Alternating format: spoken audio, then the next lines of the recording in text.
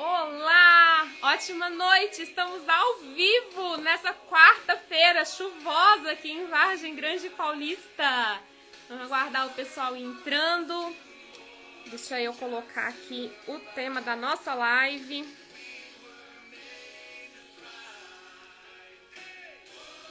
Enquanto isso...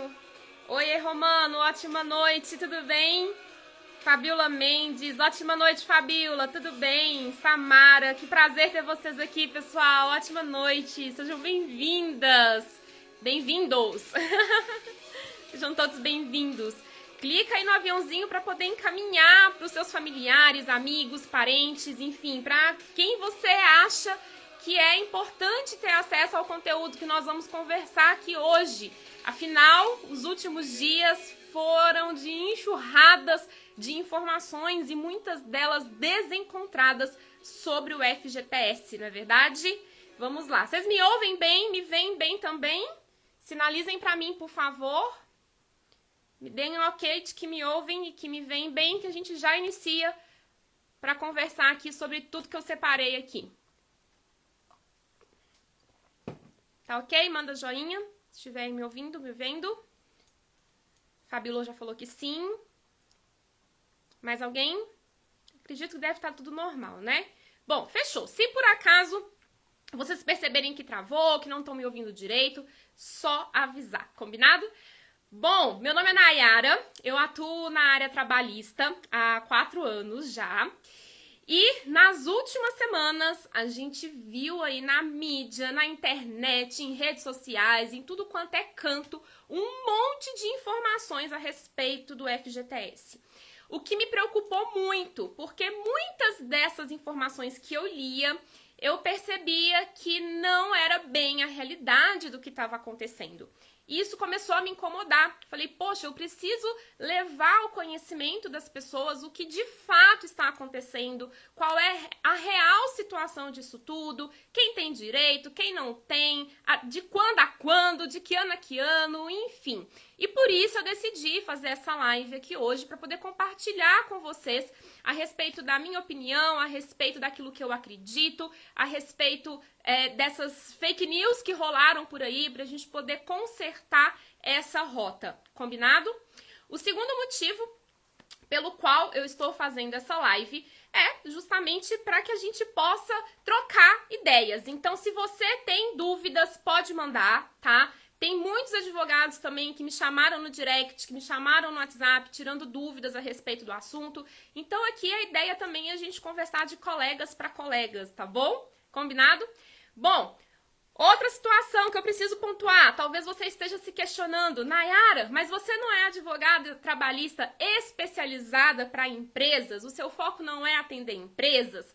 Por que é que você está aqui fazendo uma live falando sobre FGTS, que é um direito dos trabalhadores? Talvez essa seja uma pergunta, uma dúvida sua.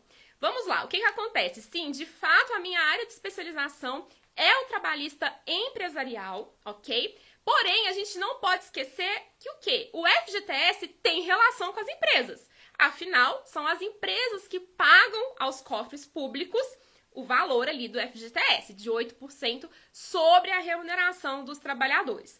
Além disso, provavelmente você que está aqui agora ao vivo assistindo ou que vai assistir depois, talvez você hoje seja empresário, talvez hoje você seja um empreendedor, um dono de uma empresa ou um profissional autônomo, liberal, que tem o próprio escritório, o próprio consultório, enfim.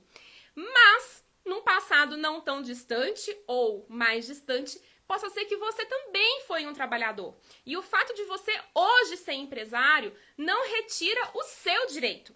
Talvez com você aconteça hoje o que acontece comigo. Hoje eu sou uma profissional autônoma, liberal, conduzo o meu próprio escritório, mas há alguns anos atrás eu era trabalhadora, eu tinha carteira assinada e tinha valores de FGTS depositados para mim. Então, possa ser que você se enquadre nessa situação também. Então, por essas razões, eu decidi trazer esse conteúdo aqui, tá? Pra gente conversar, esclarecer, pontuar os principais aspectos, combinado?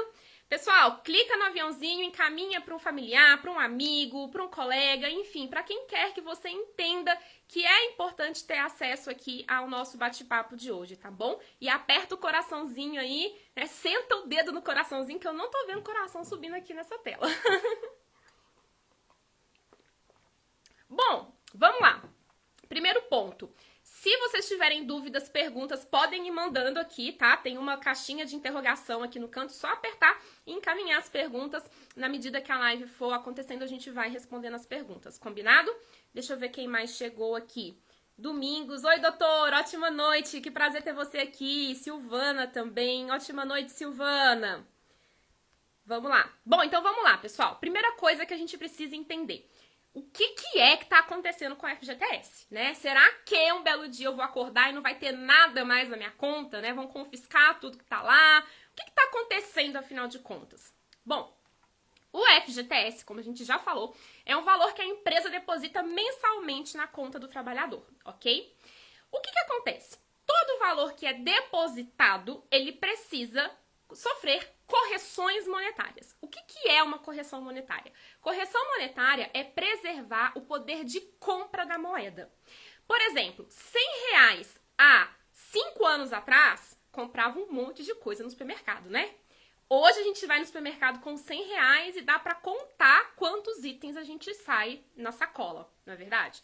Então a correção monetária tem essa finalidade, garantir que aqueles R$100 de 5 anos atrás continuem comprando o mesmo hoje, tá? Então é carregar esses R$100 no tempo e garantir aí a compra, o poder de compra, ok? O que acontece? O FGTS, por determinação da lei, ele precisa ser corrigido pela TR. A TR, taxa referencial, é a remuneração básica da poupança. Qual que é o problema disso? O problema disso é que há muitos anos a TR, a poupança, não acompanha a inflação. Não acompanha essa oscilação da moeda.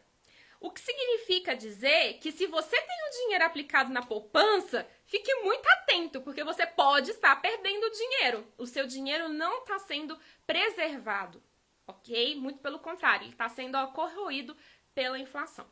Então, a discussão dessa questão da correção monetária do FGTS é justamente essa.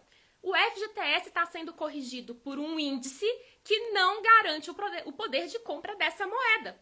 Ou seja, o que foi depositado na conta do trabalhador há 5 anos atrás, quando ele efetivamente for sacar lá na frente, não vai garantir a sobrevivência dele, né? Afinal de contas, o FGTS a gente sabe que ele é usado numa situação de desemprego, que ele é usado em uma situação de uma doença grave ou na compra de um imóvel, enfim. São situações delicadas, né? E a gente precisa preservar o poder de compra dessa moeda. Então, essa tese de revisão do FGTS veio justamente para quê? Para falar, opa, peraí, Poder Judiciário, peraí, governo, você está comendo meu dinheiro. Não é a TR o índice adequado para corrigir o meu FGTS. A gente precisa corrigir o FGTS por um outro índice que reflita melhor o cenário econômico do país, ok? E então, na semana passada, semana retrasada, deu um boom esse assunto. Por quê? Porque estava aproximando do dia de amanhã, dia 13, que foi o dia que o STF, o Supremo Tribunal Federal, lá em Brasília, fixou como a data em que ele decidiria se, de fato, a TR precisa ser substituída ou não por um outro índice. Então, teve todo esse burburinho, esse corre-corre, essa correria, para poder entender o que estava acontecendo. O STF tinha determinado isso no final de dezembro do ano passado, porém, a mídia meio que explodiu isso bem agora, às vésperas do julgamento, ok? O que aconteceu? O STF decidiu, na semana passada, falar que não vai julgar o processo amanhã. Ou seja, não temos uma nova data de quando vai acontecer essa decisão do STF. Possa ser que aconteça daqui 1 mês, 3 meses, 6 meses, 1 ano, não sabemos quando. O fato é, um dia teremos a decisão do STF a respeito desse assunto.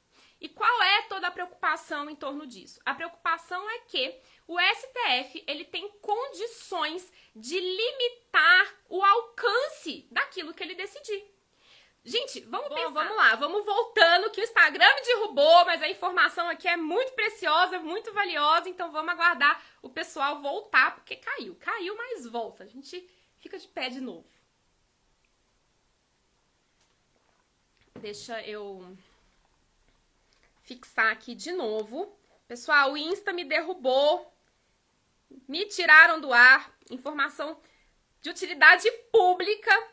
E o Instagram me tirou do ar. Mas tudo bem, vamos lá. Caiu, mas volta. Voltamos. Já aperta o coraçãozinho e envia aí o aviãozinho pros amigos, familiares, colegas, para que a gente possa continuar aqui o nosso bate-papo, ok? Bom, vamos lá então. Onde a gente parou? Paramos no seguinte ponto. Não sabemos como o STF decidirá.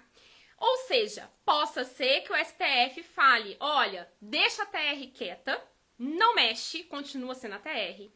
Possa ser que o STF fale, olha, de fato precisa usar o IPCA ou INPC, que são índices que refletem de uma forma mais real, né, a nossa inflação aqui no país, tá? E possa ser também que o STF fale, olha, paga para todo mundo, ou só paga daqui para frente, ou paga daqui para frente para todo mundo e daqui para trás só paga para quem entrou com o processo. Ou seja, pessoal, é uma incógnita. Existem várias possibilidades. E qual que é o perigo disso tudo? O perigo é porque, apesar do STF ele ser um órgão do poder judiciário, né, a nossa corte máxima, apesar disso, a gente não pode esquecer que o STF ele é um órgão político. O que significa dizer que nada impede que o STF ele julgue de uma forma a não prejudicar os cofres públicos. Ainda que não prejudicar os cofres públicos significa estabelecer um calendário de pagamento, significa limitar o pagamento dos retroativos só para quem entrou com o processo, até a época do julgamento. Enfim, diante dessas tantas possibilidades, o maior risco é não fazer nada. O maior risco é realmente cruzar os braços e ficar esperando para ver o que vai acontecer. E aí lá na frente, de repente, o que o STF decide é, só vai pagar para quem entrou com o processo. Esse é o maior risco. Vocês percebem isso? Vocês percebem essas possibilidades, pessoal? Sinalizem pra mim aí se vocês percebem, se vocês concordam, se vocês têm alguma outra visão a respeito do assunto. Se vocês acham que o STF é bonzinho e que vai decidir a favor da população. Conta pra mim aí nos comentários pra gente ir conversando.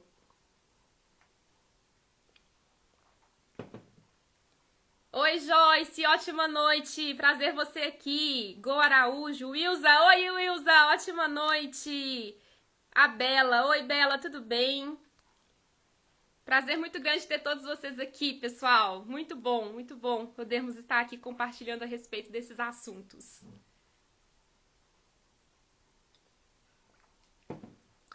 Bom, vamos lá então, seguindo. Já falamos o que é a correção monetária, já falamos qual que é o problema aí da TR, né, de não acompanhar a inflação. Já colocamos aqui alguns cenários do que o STF pode fazer. E uma outra informação que rolou por aí é que só teria direito a entrar com essa revisão quem trabalhou de carteira assinada entre 1999 e 2013. Aí a Romana acabou de mandar. É só para quem trabalhou em 2013? Vamos falar disso agora. Então, uma informação muito forte na mídia era, só vale para quem trabalhou até 2013. E o que acontece em relação a isso? Eu não concordo com esse ponto de vista. Por quê? Até 2013 foi o ano em que o partido político, não vou falar nomes, ok? O partido político que ingressou com a ação no STF usou como parâmetro para medir a inflação. O que não significa que ele disse que deveria considerar só até 2013. Percebe? Há uma diferença muito grande. Uma coisa é você medir a inflação até 2013, outra coisa é limitar até o ano de 2013. Até porque a TR, ela continua não acompanhando a inflação. Por vários meses depois de 2013, a TR ficou bem abaixo da inflação. Então, não é razoável a gente pensar que só tem direito a essa revisão do FGTS quem trabalhou até 2013. Sendo que de 2013 até 2021, continua sofrendo prejuízos na conta do FGTS por conta dessa correção monetária. Ok? Então, no meu ponto de vista, a ação, ela abrange desde quem trabalha, né, desde quem vem trabalhando desde 1999 até os dias de hoje. Então, se eventualmente a pessoa tem 2, 3 anos de carteira assinada, possa ser que ela também tenha direito, caso, ao fazer o cálculo dela, a gente identifique que o percentual não acompanhou a inflação. Então, essas notícias que a gente tem lido por aí, de que é só para quem trabalhou entre 1999 e 2013, não me desce, sabe? Não é digestivo para mim e para muitas outras pessoas, para muitos outros profissionais da área jurídica também não, tá? Então, no meu ponto de vista, abraça todo mundo, até quem está trabalhando agora, até 2021, com a carteira assinada, ok? Mencionei também no início que, apesar de hoje você ser um empresário, apesar de hoje você ser um profissional liberal, se em algum momento você trabalhou de carteira assinada, sim, você tem direito a essa revisão, tá? Foi o que aconteceu comigo, por exemplo, ok? Hoje eu sou autônoma, hoje eu conduzo o meu escritório, porém, há alguns anos atrás, há uns 8 anos atrás mais ou menos, eu trabalhei por um período de carteira assinada. Então, eu tinha ali os recolhimentos de FGTS, peguei os meus extratos para poder verificar qual seria ali o valor da minha simulação. E sim, gente, inclusive no meu caso, teve valor positivo, tá? Tem valores ali que, se estivessem guardados na conta até hoje, deveriam ter rendido mais, ok? E aí vem uma outra dúvida muito comum: como é que eu faço para saber se eu tenho direito ou não? Primeiro ponto: se trabalhou de carteira assinada, por qualquer tempo que foi, por qualquer que seja o salário, entre 1999 até 2021, sim, tem direito. O segundo ponto que a gente precisa analisar não é uma questão de ter direito ou não, é uma questão de viabilidade. O que é essa viabilidade? Primeiro, a gente precisa entender qual é o valor que a pessoa tem ali de diferença na correção monetária, tá? Porque possa ser que essa pessoa trabalhou em 1999 por 3 meses numa empresa. E aí ela saiu dessa empresa e sacou o dinheiro. Então, o período que o dinheiro ficou aplicado, né, aplicado entre aspas, porque o FGTS não é um investimento, a gente sabe, né, é uma poupança obrigatória. O dinheiro que ficou aplicado ali foi um intervalo muito curto. Então, nem sempre vai dar um valor vantajoso financeiramente falando, tá? Então, por exemplo, fiz várias simulações em que a gente teve situações de R$80, R$65, R$300, R$700, enfim. Então, tudo depende do histórico, quanto tempo esse dinheiro ficou ali aplicado, né, parado na conta do FGTS. Ó, a Milena mandou uma pergunta aqui. Milena: como fazer o cálculo? Eu recebi uma planilha de cálculo. Será que é seguro usar essas planilhas? Milena, a planilha de cálculo, ela é seguro utilizar sim, porém eu recomendo que você tenha o suporte de um contador, tá?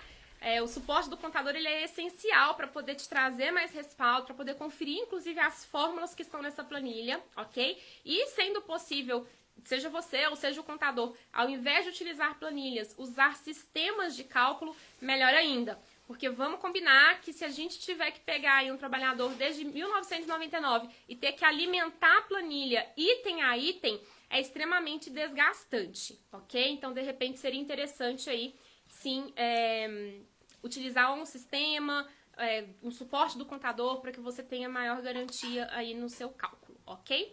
Combinado. Vamos ver aqui quem mais chegou. Priscila, oi Priscila, ótima noite. Imagina, Milena, à disposição.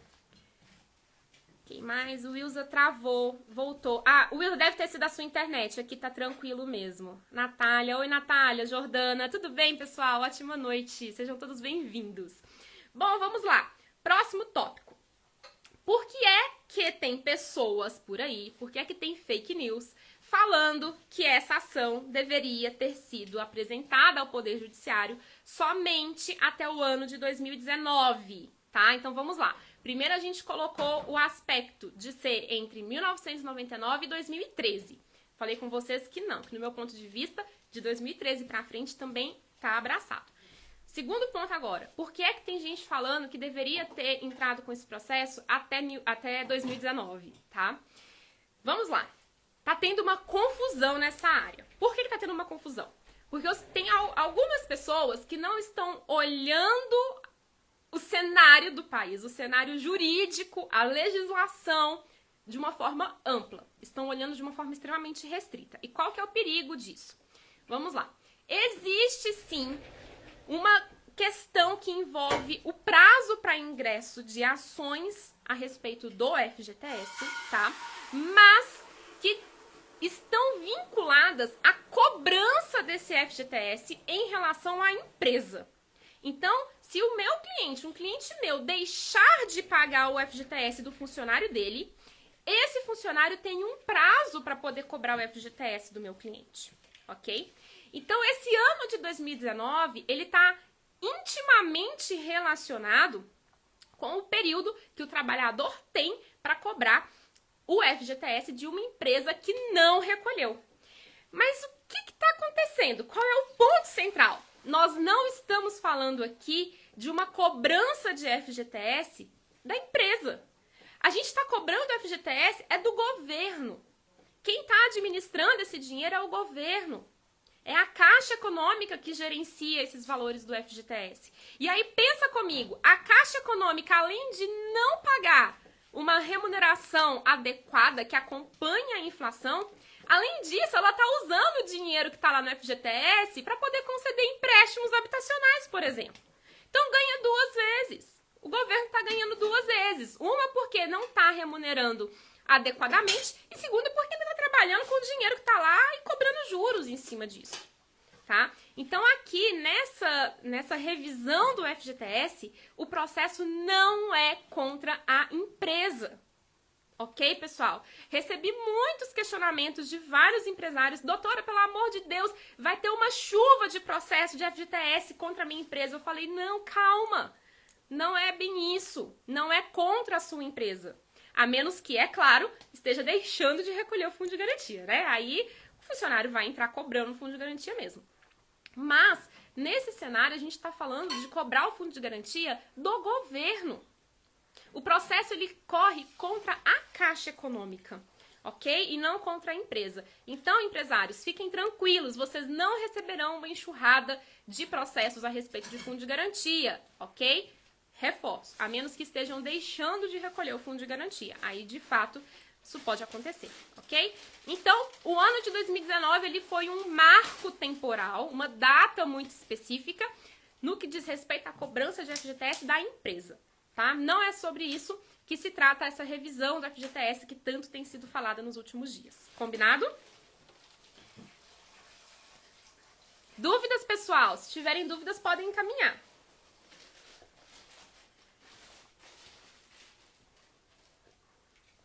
A Ilza falou assim, os juros que a Caixa utiliza para empréstimos são diferentes do que geram para o trabalhador. Exatamente. A Caixa está ganhando duas vezes, o governo está ganhando duas vezes. Ele deixa de pagar, né, um valor adequado e ainda quando empresta, cobra um índice completamente diferente. Joia?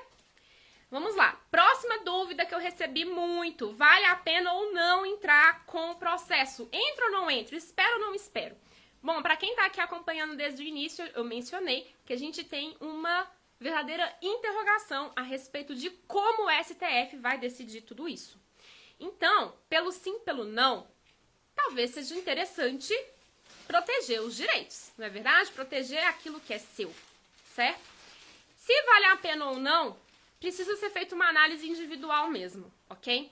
Exemplo, no meu caso, a minha simulação, a minha evolução do meu FGTS ficou um intervalo muito curto depositado, deu um valor ali abaixo de R$1.000, deu 900 e pouquinho. No meu ponto de vista, para mim, não faria sentido, entende? Eu desgastar a minha equipe para poder correr atrás de um direito meu em função do valor, até porque eu precisaria remunerar a equipe toda para isso. Então, se vale a pena ou não, gente, é realmente uma reflexão muito individual, tá? O que eu tenho usado? E aí aqui vai a minha dica para os colegas advogados que estão aqui assistindo agora, tá? Qual parâmetro usar para entender se é viável ou não entrar com a ação de acordo com o valor, né, simulado? Bom, um dos parâmetros que a gente tem usado aqui no escritório é se o valor é acima ou abaixo de R$3.000, tá? Acima ou abaixo de R$3.000, por que, Nayara? Como que você chegou nesse parâmetro aí no seu escritório? Conta pra mim, porque aqui no meu escritório eu tô cheio de processo e não tô conseguindo medir a viabilidade e ver o que vale a pena e o que não. Vamos lá. No meu ponto de vista, valores abaixo de R$3.000 não compensam pro cliente. Porque para que o cliente tenha a sua equipe cuidando do seu processo, que ele tenha acesso à planilha completa de cálculo, seja elaborada por um sistema, seja elaborada pelo contador da sua equipe, enfim, certamente isso vai ser remunerado.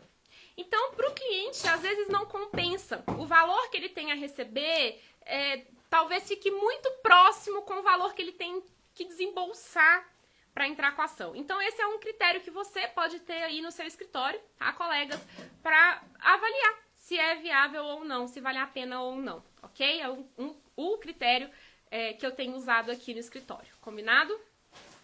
Quem mais chegou aqui? Letícia. Oi, Lê, ótima noite, prazer você aqui.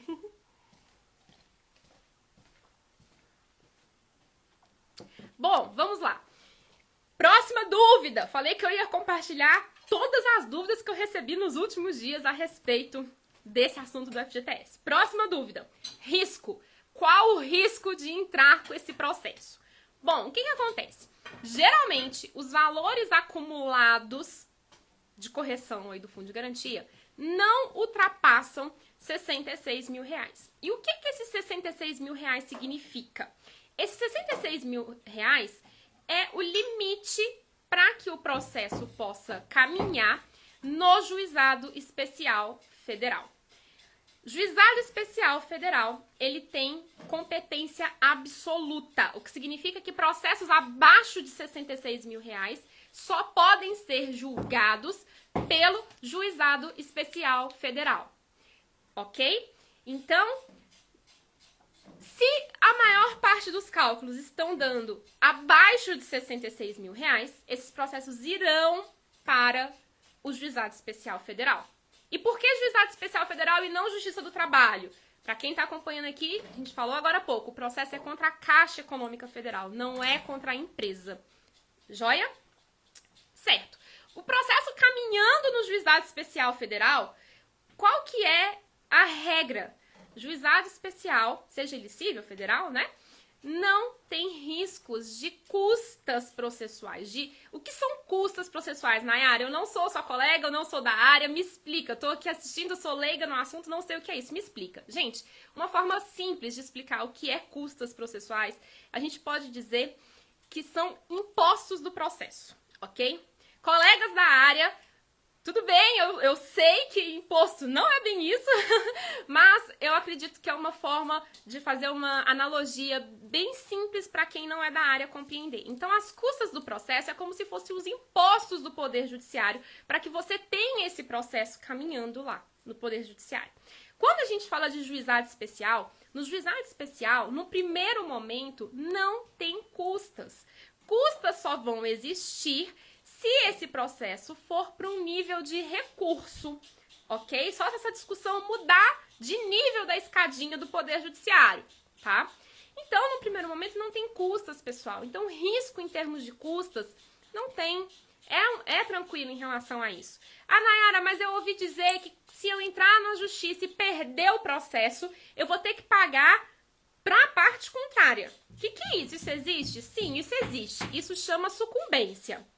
A sucumbência é um valor que a parte que perde paga para o advogado da parte contrária. Então, veja, no processo, além das custas, que são os impostos, quem perde também tem que remunerar o advogado do outro lado.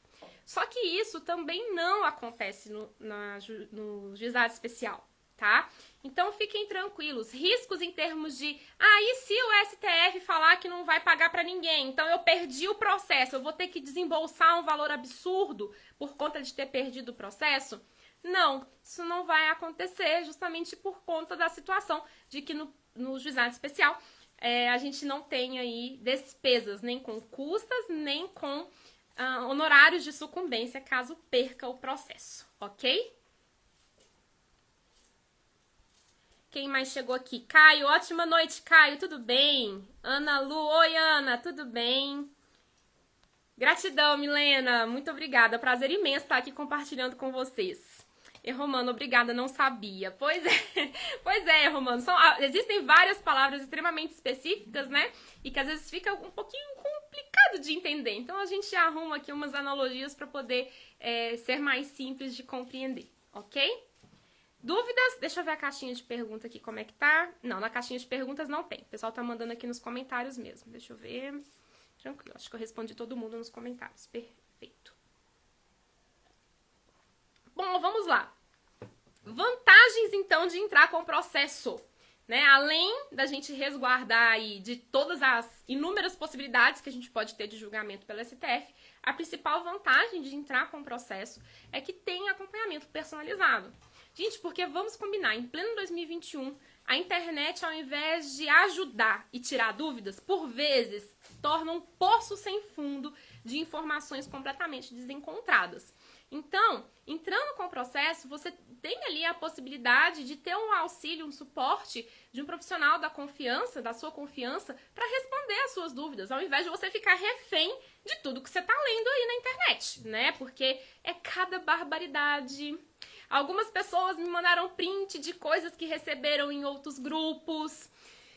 Ai, que meu Deus. Eu respirei muito fundo. Respirei muito fundo, muito fundo. Wilson, acredito que o STF decida por pagar quem entrou com a ação, pois esse valor é do trabalhador, seu direito de receber. Sim, Wilson, eu pessoalmente acredito bastante nessa possibilidade também, tá? Apesar de que a gente não pode esquecer que o STF ele é sim um órgão político, tá? Então nada impede que ele decida em benefício do governo, né? Talvez até por essa razão o STF tenha decidido retirar o processo de julgamento para essa semana, né? Adiou o julgamento, sabe Deus para quando. Por quê? Porque o país está vivendo uma crise absurda, uma crise sanitária violenta, que está instalada há mais de um ano.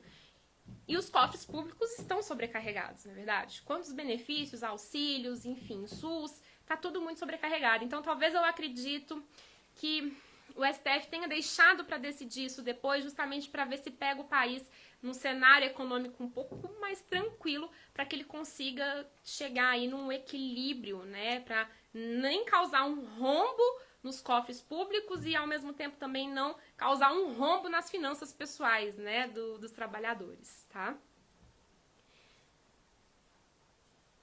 Milena, quais os documentos necessários? Milena, extratos do FGTS, RG, CPF, comprovante de residência, tá? Sendo casado, certidão de casamento também. Ah, e por falar em documentos necessários, uma outra dica para quem é colega que tá aqui assistindo a nossa live. O que acontece? Falei que o teto do juizado especial, o limite para que o processo ande no juizado especial federal é de R$66 mil, tá? Talvez fique a dúvida. E se chegar um cliente com um saldo de 80 mil, 90 mil, pode acontecer. Se a gente estiver falando de uma pessoa que começou a trabalhar em 2000 e está na mesma empresa até hoje, que ela tem uma remuneração alta, possa ser que ela tenha um saldo de correção monetária aí, mais de 66 mil, passe de 80 talvez. E aí, o que fazer? Nesse ponto, você, colega, tem duas opções. Ou você explica para o seu cliente que ele vai ter que assumir o risco da sucumbência e das custas do processo, caso o STF depois fale que não vai ter direito, que não vai pagar, porque aí se passou de 66 mil, necessariamente vai para a vara federal comum, tá? Essa é uma possibilidade. E a segunda possibilidade é explicar justamente o risco que envolve, né, do STF falar que não vai pagar para ninguém, e aí ao final o cliente ter que pagar as custas e os honorários, ponderar isso e, de repente, abrir mão do que excede os 66 mil, ok? Isso é uma possibilidade maravilhosa, porque, assim, dessa forma, elimina os riscos e a preocupação com custas e honorários de sucumbência e caso o STF decida não pagar para ninguém, tá? Como que funciona isso? Basta o cliente fazer uma carta de renúncia aos valores que excedem os 66 mil, ok? Peça para o cliente fazer essa carta de renúncia, apresente ela no processo, coloque lá na sua petição inicial também um parágrafo falando, olha, excelência, o autor ou o requerente nesse ato renuncia o que excede aos 66 mil reais, tá?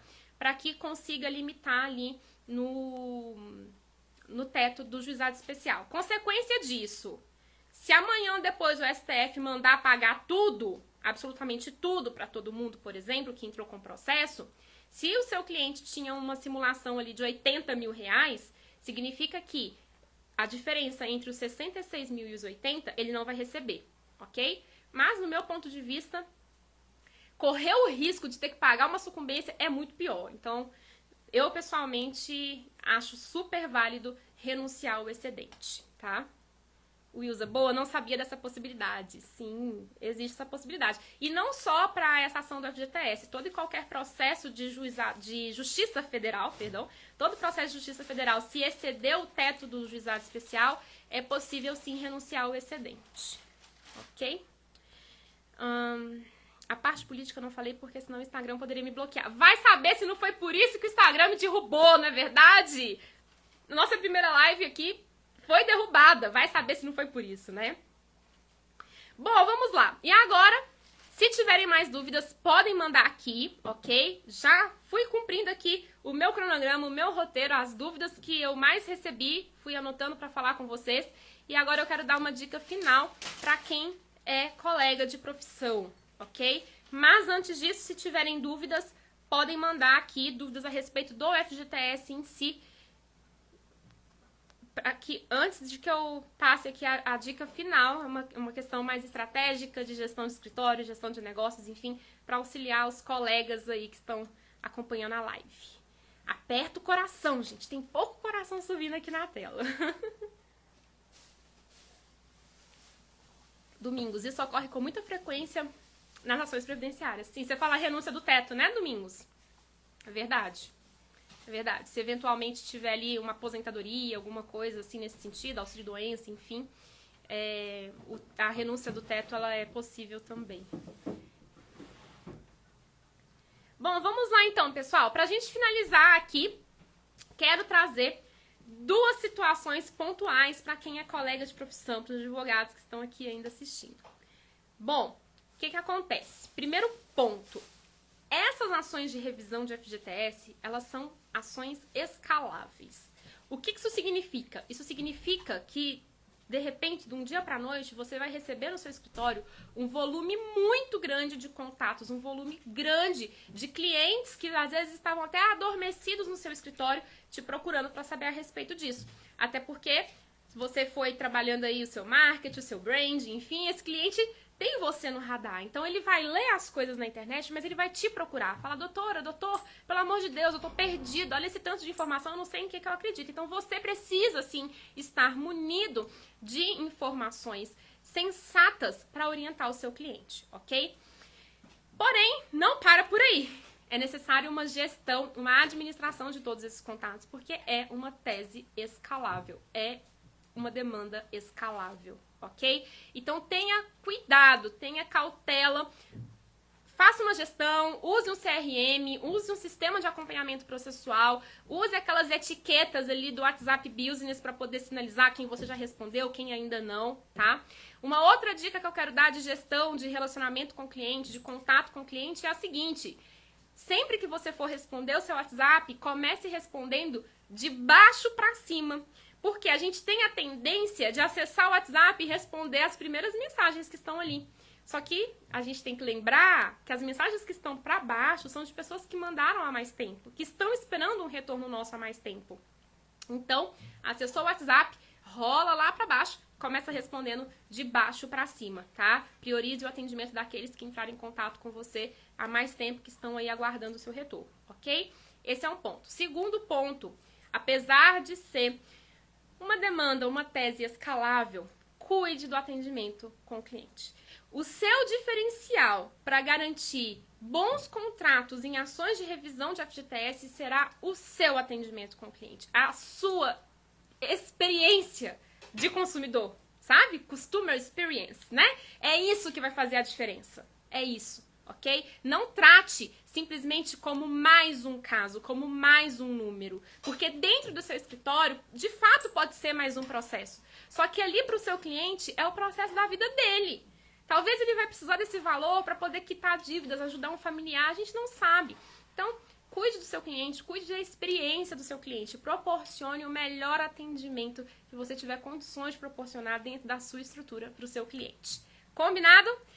Pessoal, gratidão por essa live, foi incrível estar aqui com vocês hoje, muita gratidão de verdade, poder compartilhar aqui com vocês. Eu estava profundamente incomodada em vir aqui e falar abertamente sobre tudo que eu penso a respeito disso, né, e esclarecer todas as dúvidas de uma vez só. Foi um prazer muito grande estar aqui compartilhando isso com vocês e vou deixar a live salva, encaminha para as pessoas que não puderam estar aqui ao vivo com a gente, para que elas também tenham acesso a esse conteúdo. Combinado? Excelente noite para vocês, bom descanso, até a nossa próxima live. Tchau, tchau!